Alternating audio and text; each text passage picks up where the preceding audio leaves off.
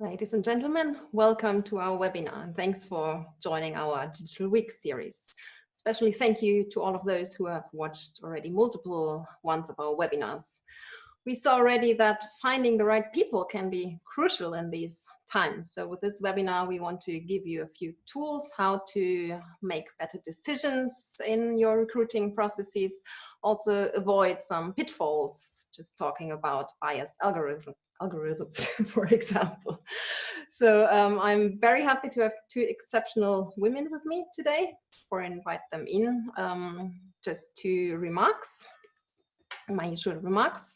We will tape the session and distribute the link after the webinar, after next week, along with the slides.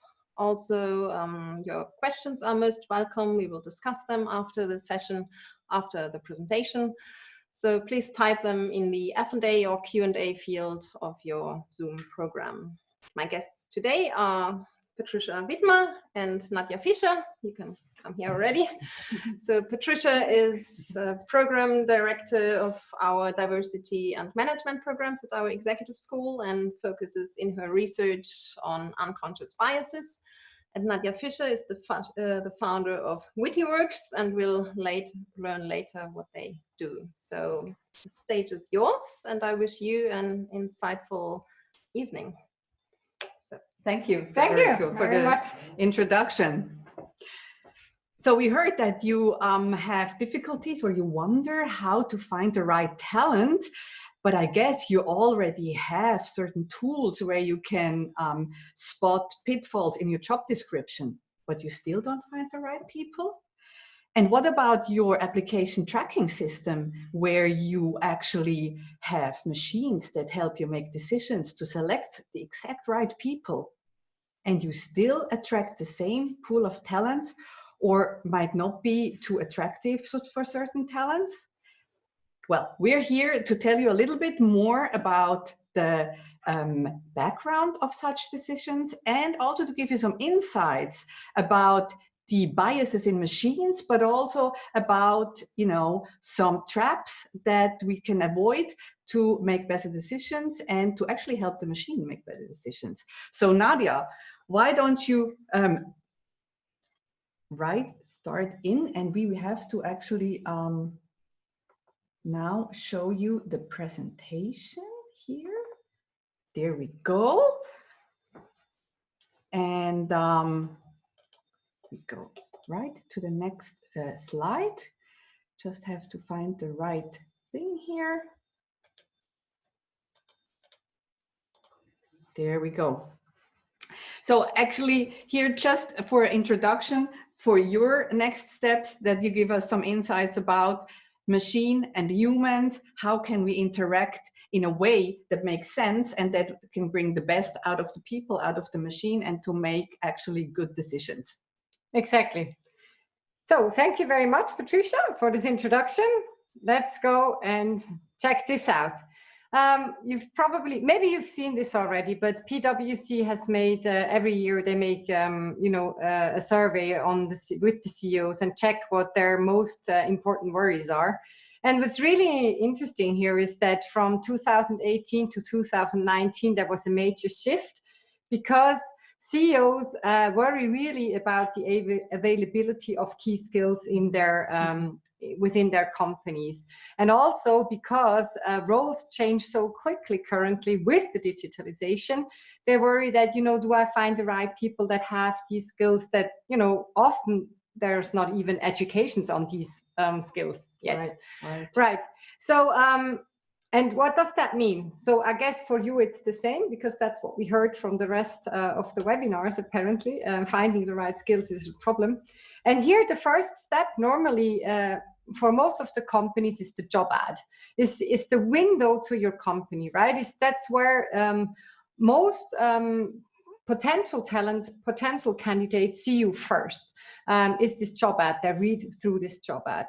And here, what I want to say is that you already work with digital tools like LinkedIn, job portals and whatever. I already call them like traditional tools, how you find your talent, but there's actually more. And this is what I want to show you. There's more digital tools, newer digital tools that help you to attract more talent. But it is different than what you would think. And let me go into this, because actually it's all about language. But for this, I need to make a little exodus. And I have to, so that you understand the whole reasoning behind the diversifier. And the diversifier is actually the tool you talked about. Exactly. And maybe you just want to say a few words, because that's exactly what WittyWorks is doing, right? Exactly. We've developed the diversifier. It helps you to write job ads in a way that it attracts much more talent than so far you have attracted. Mostly also female talent and talent with diverse backgrounds, meaning the talent with different nationalities, different skin color, with different socioeconomic backgrounds. I'll go into detail of the diversifier right after, but I think in order to understand how the diversifier works, I need to make this little exodus. Sorry about that, but it's important. I think also for you, it's important to know it, because it really influences us all. So what I want to ask you is, when you look at this picture, who do you think is the most, the tallest person here? Well, it's the left, the very in the last one, yeah, on the very right, and that is the tallest person in this picture. If I would take you away now, this whole perspective thing, you would actually see that these three persons are of the exact same tallness. There is no difference. What happens here is that our brain tries to make logic out of the environment, out of this perspective, and puts these women into perspective. So our mind actually tricks us. Now here it's very nice, it's an optical illusion. I really like them. We've always played with them when we were children. But such optical illusions happens also in very different areas. And it also happens in the professional world. And that's why I want to show you here this little riddle. So let's read it through. A father and his son drive together in a car and have a horrible car accident. The father is dead immediately. The son is driven to the hospital with blue lights and immediately brought to the surgery room. A nurse takes a quick look at him and calls the specialist. The specialist comes, sees the young man on the surgery table and says, "I can't do surgery on this boy. He's my son." So please, I ask you to write into the comments who is actually speaking. Into the chat. Into the chat, yeah. You can write your answers right into the chat. You have a function there on your webinar. Yeah, so who is speaking here? God is speaking. Son's mother. Okay, good. That's great answers. And yes, it is the mother. It's really nice though that we see other responses here also, a father or the son's mother. What I wanted to show you with this, and when I did this riddle the very first time, it took me quite some time to find out that it was actually the mother. Because what comes to mind when we read the word specialist is a man. And this is because we were socialized this way, right? In hospitals, specialists normally are men, or at least we specialize this way, even though today actually should be different, because those getting out of medicine study are to a majority women. But still, when we hear the word specialist, we still think of a man. And I wonder, sorry. No, and also when we hear the word nurse, exactly, right? I wonder, what did you think when you heard nurse? Did you see a man in front of you or in a right? Obviously not. Probably not, right? Even though that nurse is actually, is really linguistically a neutral word. So language really matters. It really makes a difference. And language has a big impact in job ads. And I wanted to show you now, wait, sorry, there we go. Exactly. I want to show you now some words that we often see in job ads, like you are a high performer, decisive and exceed in your delivery, or you are an analytical thinker, or you take a leading role. Now that's typically words that we would really see in job ads. Or we also see images like this, the senior project manager, 100%, male, female, or we also see maybe on a career page pictures like this. And that's really what's detrimental when we use our language. This is actually all language that is, as we call it, male coded in the job ads. So language in job ads are actually written with the same biases we have in our minds, as I showed you with the optical illusion, or I showed you with the hospital example. We have biases in our minds, and they have a direct impact on the language that we are using. It's totally unconscious. That's the problem. Okay, it's really happening in a very unconscious way. And we all have it, right? We all have it. Yeah, it doesn't matter. It doesn't matter if we are trained on it, or it doesn't matter if we're female, male, if we, if we think, oh, we're from a social minority, we still have it. It's everybody's biased.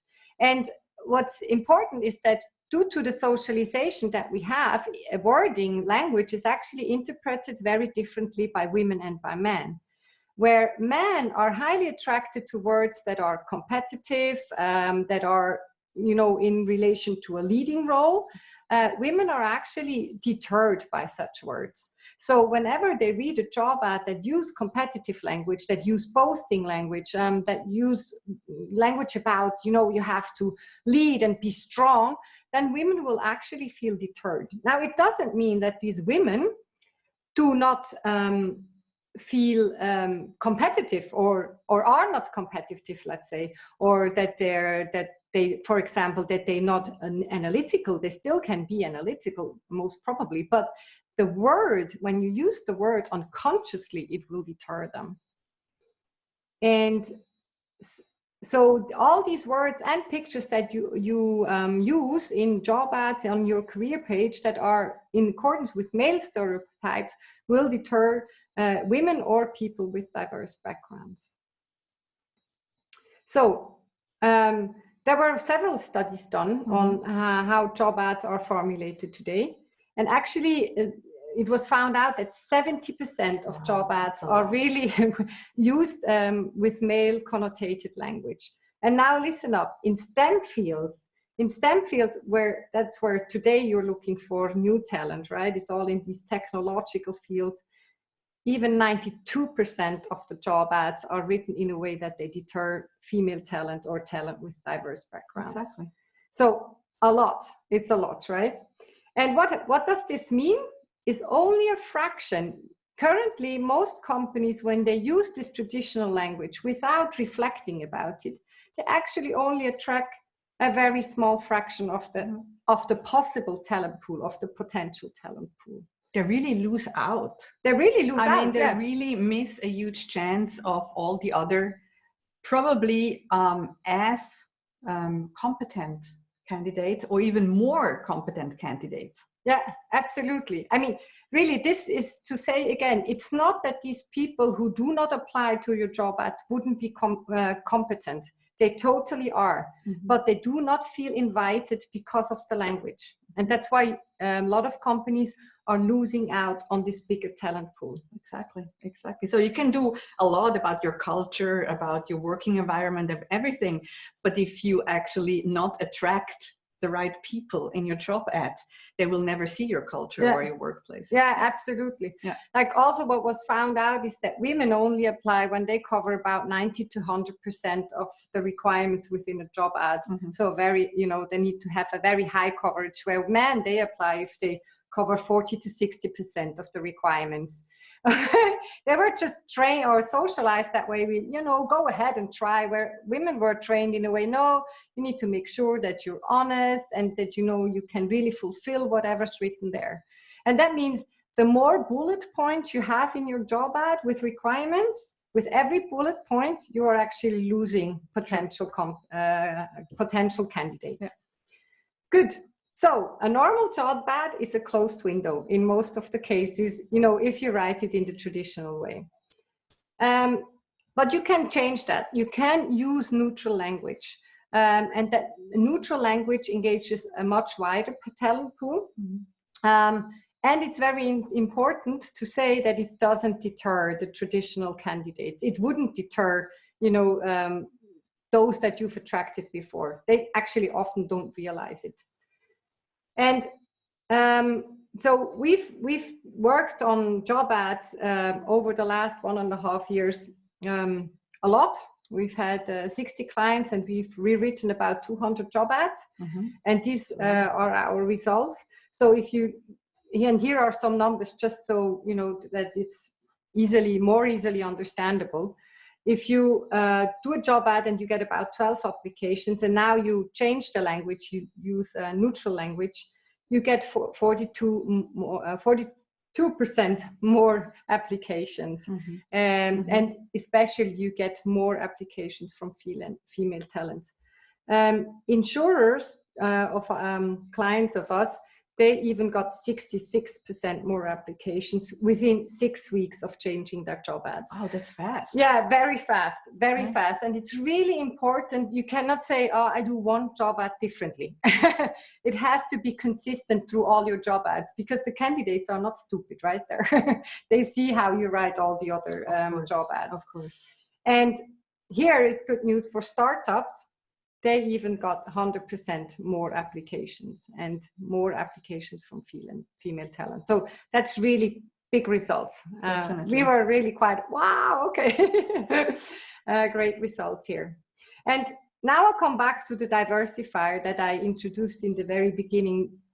Now it's often difficult, we see, for companies is to, you know, you've always done it that way and you're used to that way. So how do I change? It's always difficult to change so quickly. And even though maybe you learn it once in a training, you fall back into the same trap. Of course. So that's why we developed the Diversifier. The Diversifier is a digital tool. It's a web app that you can actually go in there, put your job ad in there, and it'll help you to find these problematic terms. These typically male connotated words, boasting language, language that comes from the STEM field and so forth, everything that can be deterring to diverse talent. And it will also explain you what's happening. So it, you know, explain you the reasoning, why it is deterring. And it will also propose you some alternatives, how you can rewrite it differently. And it's available in English, German, and French, to make sure that we cover the Swiss market. Sorry, Italian. The next step would rather be Spanish. Right, this is, this is what we try to do in a digital age to make recruiting much easier, to really enable companies to attract a wider talent pool. And as you've seen, it has great results. Yeah. Absolutely great. Thank you so much, Nadia. Thank you. For this, we will probably hear about that later when you can ask the questions. You know, we will then touch upon your interest. And let me now continue with a question about what influences our perceptions. Because now we heard that through a machine, actually you can make better decisions, or we can attract actually the right talent. So then you have attracted the right talent, but what are you going to do next? You have them in your pool, and how do you going to select them? Like, how do you make the right decision? So obviously you can also use a machine, because as we heard, the machines help you do maybe a better job. But I have a question mark here. Is that really so? Does the machine really make the best selection of your wide talent pool? I wonder, I have a question mark here. So in order to answer that question and see if a machine, like for instance, an application tracking system, is really helping you and really improving a process, we also have to take a step, you know, back and talk about what influences our perceptions. Of course, as we heard, we always have images in our heads. So because of those unconscious biases, the first thing we see, or also the automatic application tracking system sees, is a picture. And so maybe we don't like the picture unconsciously, so we will not choose the talent, although that would be the best programmer. Next, we underestimate the context. The context is really important. You know, imagine somebody stands in front of a group of models. That person might look a little overweight. But if that person stands in the group of overweighted people, they look very slim. So the context is very important. So we always have to also compare the different applications. And then obviously we always take our view as the standard view. We always come from our perspective. So that's why if we just give the machine our perspective, the machine only has one standard view. And also, it's just from research, as we know, and you probably also have experienced that, we always perceive gender first. Have you ever sit next to a person in a plane or a train and wondered if it was a man or a woman? It happened to me. And it's actually quite, you really want to know. And so I think that happens also with applications. So here's a question for you. If you look at that slide with the 3 pictures, who would you say is a leader? Who is a leader? I mean, I know it's kind of a no-brainer because unconsciously we think it's the man with the tie. However, if we think about a leader maybe at Google or a startup or a nonprofit organization, we might choose a different picture. So again, here, the context and what we're talking about and how we are socialized plays a very important role. And that's why we have to be careful that we put that knowledge also into the machines. So I want to give you here an idea of how those factors actually influence our assessments. So there was a study in Germany where about 1,500 applications were sent to different companies. And actually it was always the same CV. It was always the same content in regards to the professional experience and in regards to the education. However, the first batch was sent with this picture and this name. In a second round, it was sent with exactly the same picture, but a different name. And then it was sent with the different name, and the picture actually had a headscarf. So now we will do a survey, because I would like to ask you, what do you think were the response rates? How many responses, did Sandra Bauer get? How many responses did the second woman get? And then the third one. Always with the same content in the CV, just different pictures and different names. And, maybe in the meantime, while we are waiting of the results, I can also tell you this factor is only one that influences our assumptions.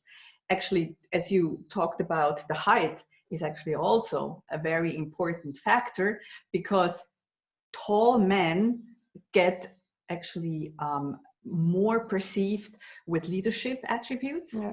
And then also lower voices, yeah, seem more authentic or have more leadership qualities. So did you know that Maggie Thatcher actually trained her voice? Yeah, she at the beginning she had a higher voice, and she trained it so that her voice could come down, and then it seemed more competent. Yeah, it's crazy, isn't it? I mean, if you think about it, you want to be authentic, but exactly, really want to also come across, with leadership qualities. Yeah, exactly. Same is blonde hair. Blonde hair is less competent than brown hair, especially when it comes to women, female candidates. Yeah. So I do see that we have actually with the second picture, it's not a clear answer. We have a really very close tie. Even the third one is almost a tie.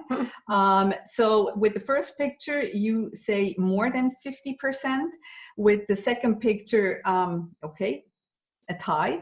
And then the third one, you say 0 to 5%. Well, let's see who was right. I have to close the window now. There we go. Okay, first one got almost 20%. You were very optimistic with over 50%, but good for you. I hope you actually have that response rate. Second one, a little bit less, only due to the name. Everything else was the same. And the third one, you were absolutely right, 4.2%. It's incredible, isn't it? Yeah, absolutely. And I mean, we think this person has the same competence. It doesn't matter, absolutely. Right? It's same education, same hobbies, only the picture and the name. So I think that's really astonishing. And this, obviously, this study was made with humans, not with machines. That's very important to say. So that were humans. But can you imagine if you use those humans to program the machines? Yeah. What will happen? We will talk about that in a minute. Because what happens is, why do we have such assumptions and such perceptions? Due to stereotypes. You mentioned it already. Yeah. And as you can see in this word cloud, stereotypes and biases often lead to discrimination, actually. Yeah. Because what happened before, it was kind of a discrimination, you know, unconsciously. Obviously, I don't want to say that somebody is making consciously a mistake, but it just happens. So that's why we want to now talk about the machines. Because as I said, the machines, they help us. I mean, in your Diversifier, they help to make better job ads. So maybe the machine can actually also help to not be biased and pick actually the most competent person.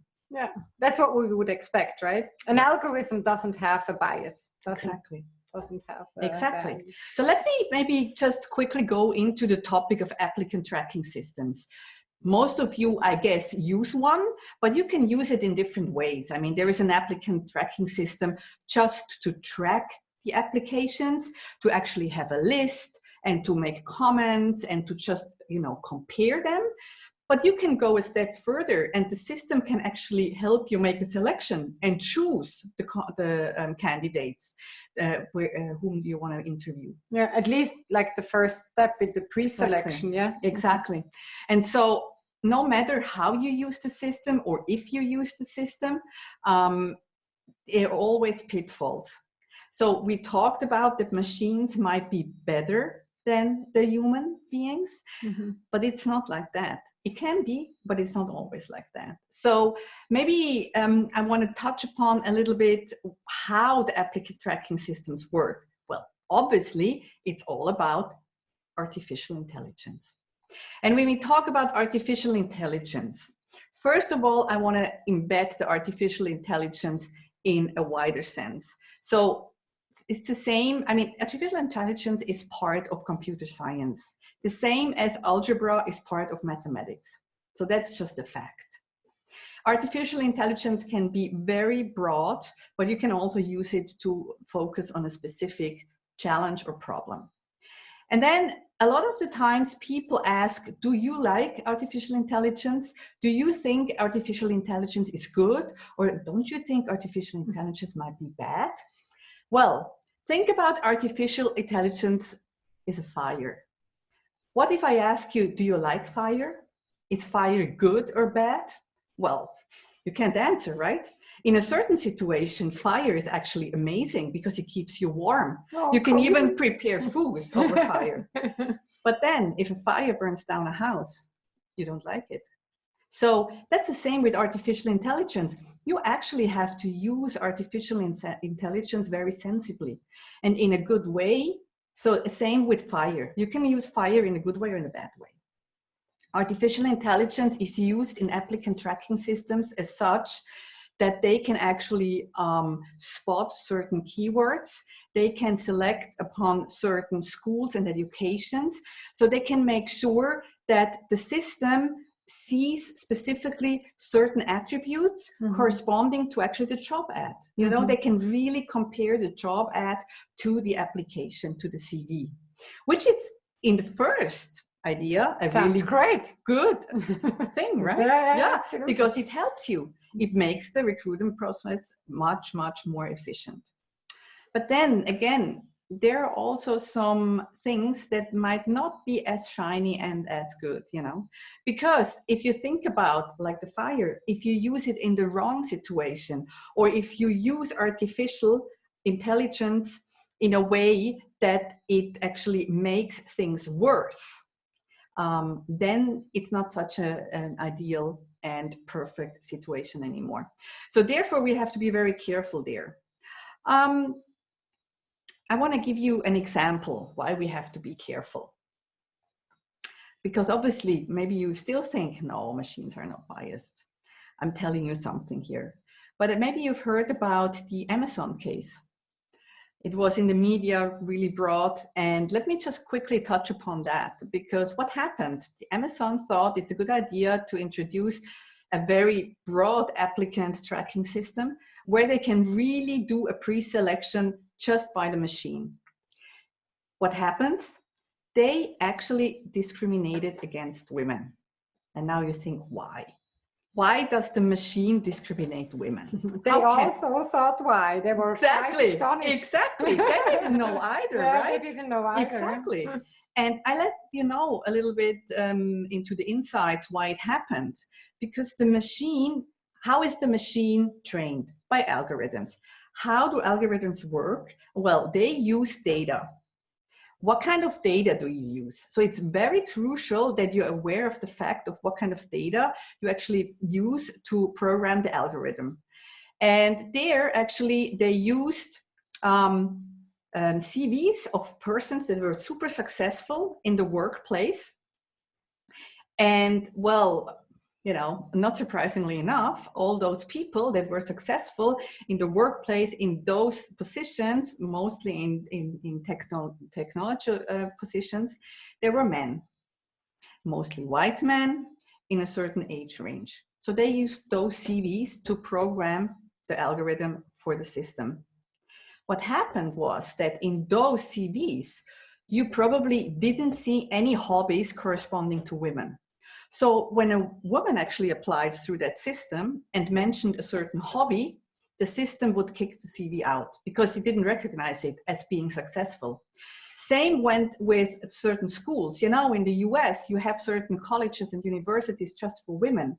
So all the women that applied who went to those universities, they got kicked out because the machine didn't recognize it as being a successful person. And so this was really astonishing for Amazon, but it just shows whatever you actually put in is not only not recognized, but you can actually even have a great impact because you're repeating the bias, and not only repeating it, but you're making things worse because some machines are self-learning. Yeah, exactly. So there's actually a spiral here. And what I think was really interesting about this case that they tried to retrain the artificial intelligence, but they actually couldn't. Yeah. And it wouldn't get retrained. It had the bias was in there and couldn't be untrained. Yeah. And so they really had to stop to stop the machine, right? Yeah, you have to stop it actually and reprogram it. Yeah. Or you actually have to come up with a new algorithm because you cannot. Mm-hmm. Same goes, maybe you wonder what kind of picture I have on the other side. Well, you probably heard about digital interviewing and chatbots doing the interviews. And not only do robots interview people, but sometimes they also do certain face recognitions. And same actually with an iPhone, right? They can actually see what kind of emotion and some personalities are coming through in an interview. So they analyze actually the face of the candidate. And by doing so, they hope that they are super neutral because the machine, you know, is analyzing the face much better than a human.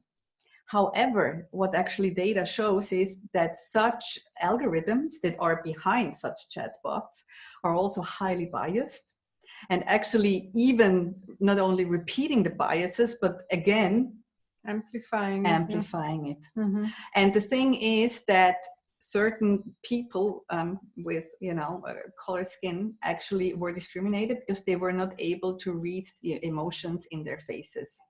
And that was really a problem. And maybe you also heard that Apple in the beginning had the same issue with the facial recognition of the iPhone because darker skin was just not as recognized as white skin. And maybe you wonder why that was. Well, imagine who actually programmed the algorithm for such chatbots and also facial recognition. So that is very important to know. And therefore, what I want to say here is that machines are not per se bad or good. Same with those applicant tracking systems. But there is a huge chance, if you don't take that chance, you miss an opportunity, obviously, because you have a chance to program a wonderful machine to actually de-bias it by taking in different perspectives. So make sure that if you want to buy such a system, make sure who sells you that system and who actually programmed that system. Ask the supplier. And also, if you already have a system, maybe you want to check with your HR or the supplier how the system was programmed. I think that's very important. And you really want to have the best talent, right? We heard that in the other webinars, and you sometimes struggle or wonder how to find them. I think here, actually, you have a great opportunity to attract a real good talent pool and make sure that you have the best employees on hand. So what we want to do here is we would like to just for you to have some takeaways, some helpful tips. Yeah. So that you tomorrow, when you start working again, you can go and check the different pitfalls and maybe talk to your HR what you can do. And I think those are not, huge steps or that would, have a huge impact on your finances or resources. They're really kind of easy to implement, and just take a step back and ask yourself how you do it. Yeah. So the digital age is great. I love the digital age. Digital tools can help you to become better if they're without bias or if they help you to circumvent the bias. And so as a first takeaway, if you're on your next job ad, please think about that language really is interpreted differently by women and by men, and use the diversifier in order to make sure that it assists you, that you write with language that is really inviting to everybody, so that you can really go broad with your talent pool. That would be my tip recommendation. Yeah, so then you can really attract a wide talent pool. Yeah. But then also make sure that you continuously either test what kind of data sets are put into your applicant tracking system, or if you don't have one yet, make sure when you buy one that you actually ask back the supplier what kind of data sets they use. And if you think the data set is biased, or if the programs actually are programmed biased, then you have to make adjustments. Because you cannot just use the same program and the same algorithm, because as a self-learning system, you cannot retrain them, as you mentioned. You really have to kind of shut it down and use a new one. And with only those two, you can already make a huge difference. And now we said 3 takeaways, so maybe you wonder what the third one is. Well, actually, it's a very, very easy one, because it's awareness of unconscious bias, It's actually just taking that step back and reflecting, and just talking again to your colleague. Just use 4 eyes, or not just 2, when you maybe make a decision of which system, or if you use a diversifier. And just for you, a really nice test would be to do the to go to this link at Harvard and do this test and see how biased you are. Because I have to tell you, when I did it, I was so biased. Yeah. And I mean, I'm doing trainings and I'm doing a lot of research about unconscious bias, but still, and that's just a message to you.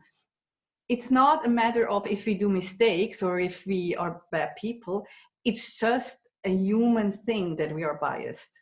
The question is, how do we deal with it? Yeah. And how do we deal with it in relation to the collaboration with machines?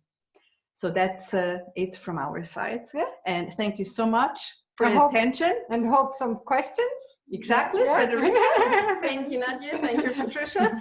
I'll end the screen sharing here. Thank you, dear viewers. First questions are coming in. Diversity is more than just gender. Do you have examples besides the gender issue to overcome biases? Yeah. I mean, an example of something that happened, or how do you deal with other biases? Oh, okay. What we've seen is, yeah, exactly. What we've seen now in relation to job ads, because that's my subject. What we've seen is that when you rewrite the job ads in a way that it attracts female talent, you actually increase your chances very highly also to attract any other kind of talent with diverse backgrounds. So it seems that that language, which is much more on the cooperative side, on the supportive side, is much more about value and purpose, that attracts also other people with diverse backgrounds, because they just see that, hey, this is about values and purpose and not so much about competition. And apparently social minorities in general, as soon as there is this feeling of competition and I will have to adjust myself in order to fit in, just deters everybody who's part of a social minority. And if you kind of start to communicate, hey, no, with us it's about purpose, with us it's about values, then you attract any kind of people with diverse talent. And I think the same goes for the applicant tracking system. As I mentioned, you know, with the example of Amazon, they also had a problem with the age group and the racial, you know, background, because they only had names of, like, you know, in the US, you have certain names that correspond to certain racial backgrounds. Or if you just put in a certain, you know, age range in your algorithm, then you also only attract that age range. So if you want to have more senior people, or, you know, people from different cultural backgrounds, then you also have to make sure that you use such CVs, basically, or such data sets to program your algorithm. Thank you. What about disability? Do you have a short comment on that? Disability, oh, okay, that's a difficult one.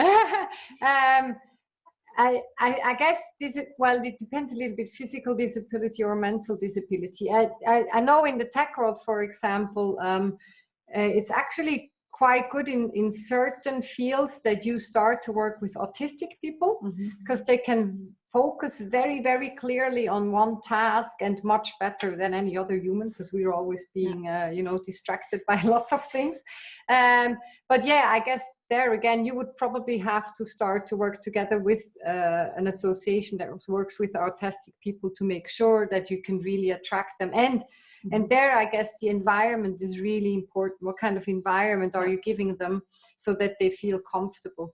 The same with physical disabilities. I mean, naturally, all the physical infrastructure needs to be there. I mean, people need to be able to even enter the office if they're, for example, in a wheelchair. But I think, I mean, especially in today's world, where most of our work is on the computer, I don't see physical disabilities as being really a problem. Definitely. And I think what is really important is to focus on what they can, those people, and not what they cannot, you know.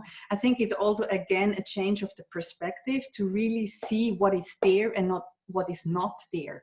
And I think there the whole idea of inclusion is coming in. So we most certainly cannot talk about diversity without inclusion. So we have to include such people, and sometimes, as you mentioned, they can be the better programmer. And I do know that a lot of tech companies use that talent because they realize that there's so much there they can use. Yeah, thank you. It's a topic often discussed. What do you think about gender neutral language, which is happening more and more? For example, always mentioning both genders in plural, e.g. Schülerinnen and Schüler, Lehrerinnen und Lehrer. Does this really help anybody, or does it just make our language cumbersome? That's a really good question. And I mean, we get that asked a lot. Look, I mean, at the end of the day, what we see, we believe. And what we don't see, we don't believe. Same with not only the written language, but also with the image language, you know. So with the written language, I do understand that it is hard to write, as you just said, Lehrer and Lehrerinnen. In German, right? But how about just writing Lehrperson? So there is always a way around it, right? So I just also there again, maybe try to use a different perspective, don't just try to say, oh, it's cumbersome to use both words. There is a third option. There's not just and or, there's really a third option. So I think it's very, very important to focus on the language because it makes a difference. Studies show that. And obviously there are good examples. I mean, yeah, I'm actually happy to give some examples. We don't have the time now, but maybe if you want to contact me, happy to do so. Maybe in the follow-up next week if you have any links or reading recommendations. Absolutely. Happy to provide them. I mean, it's really important you start using both forms all the time, or a neutral form.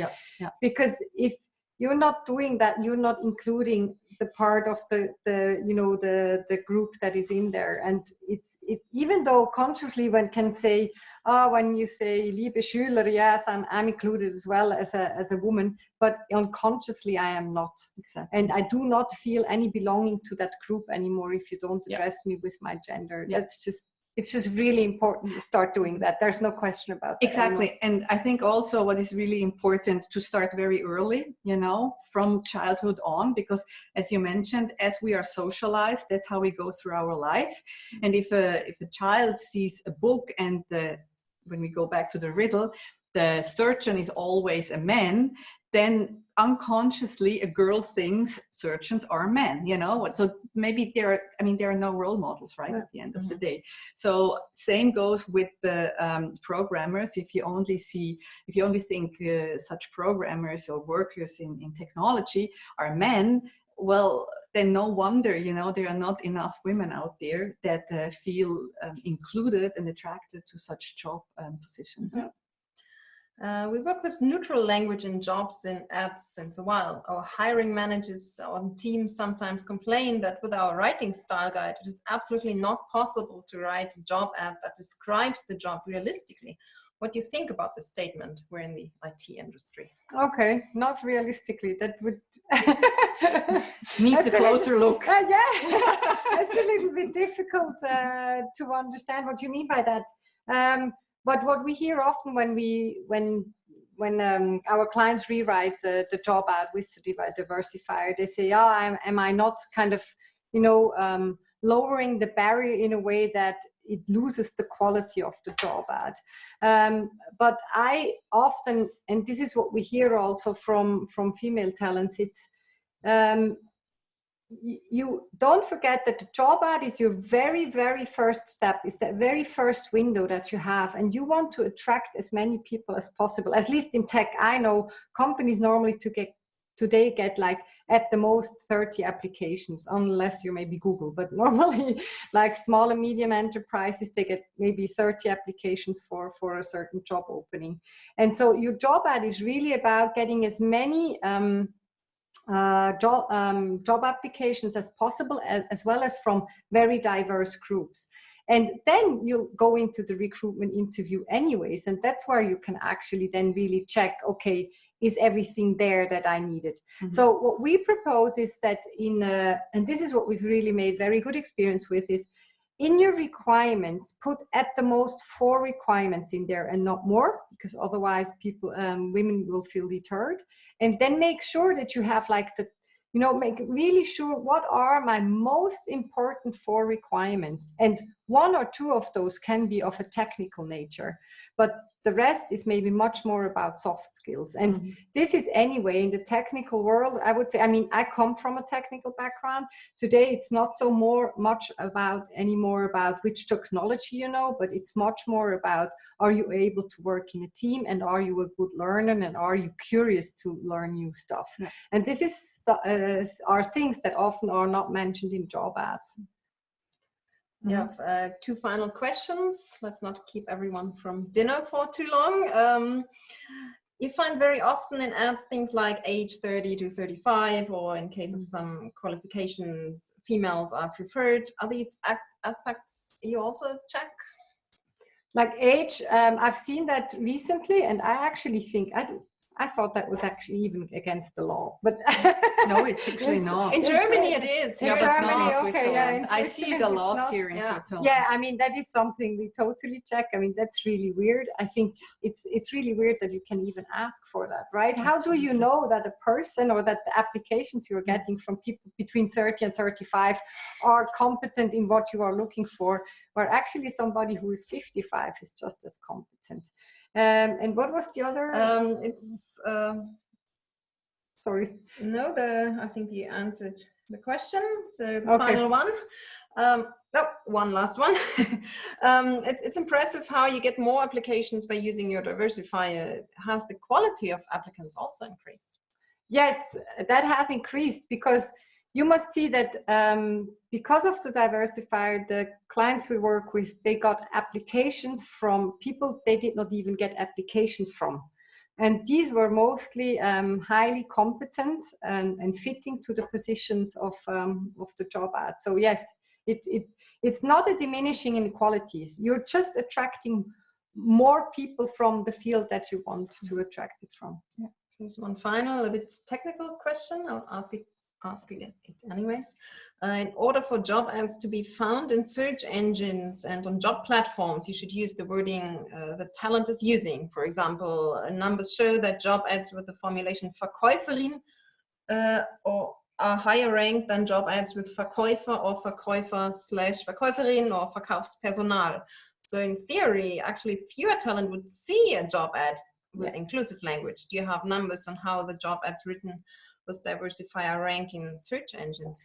Yeah, okay. That's a real dilemma, I must say. That is a real dilemma we haven't solved yet. What I hear from clients is they often, whenever they would, publish something and pay money for it to publish something on jobs.ch, for example, they would choose the Verkäufer. So to make sure that on SEO it's really found, but on their own career page, for example, they would try to use a much more neutral term. So, maybe you can also make a difference here. But yes, that is a tricky one. I agree. I just want to tell you, though, that, for example, Google writes its job ads in a neutral way. So it's not software engineer they're looking for somebody in software engineering. So Google is actually neutralizing their job ads at the moment. So, I mean, try it out and see what comes back, right? The clients we work with, they didn't have so negative results at all. It didn't make much of a difference, actually. But that's actually a good point, because also with the Verkäuferin example, you could say Verkaufsperson. You could say, Fachperson im Verkauf. I mean, you can really kind of, again, try to use another wording altogether and not stick to the old options. But I agree, when it comes to job title, you probably just have to try it out, right? Be agile in your HR. So some A/B testing. Exactly. So thank you so much, both. Thank you, dear viewers. I really enjoyed this. Do you have any final remarks, anything to add? For me, it would just be try to make the best use of your machines and not try to actually amplify any biases in your machines. So just check what you're doing and check also back with your suppliers. And thank you for having me. It was great fun. Thank you. Yeah, for me it would be, I mean, we're all biased, think of that, and language is biased or how we interpret it. And so please look at job ads. My dream would be that every job ad in Switzerland is written in a way so that everybody feels attracted to those jobs. Thank you. And one final announcement from my side, said this earlier today as well. We put on a super spontaneous webinar on Friday, focusing on the coronavirus and what it means from a legal perspective, what it means for you as an employee, as an employer. So if you have time and you're based in Switzerland, because it deals with a Swiss context, check it out. It's on Friday at 10, from 10 to 11. Just go to our website and register. We'll have 4 law professors here discussing all the topics. And also please join our last webinar in the Digital Week series. That's on smart mobility, so an entirely different topic, but an interesting field, how it's going to develop in the next years. So thank you, everybody. Thank you, dear viewers.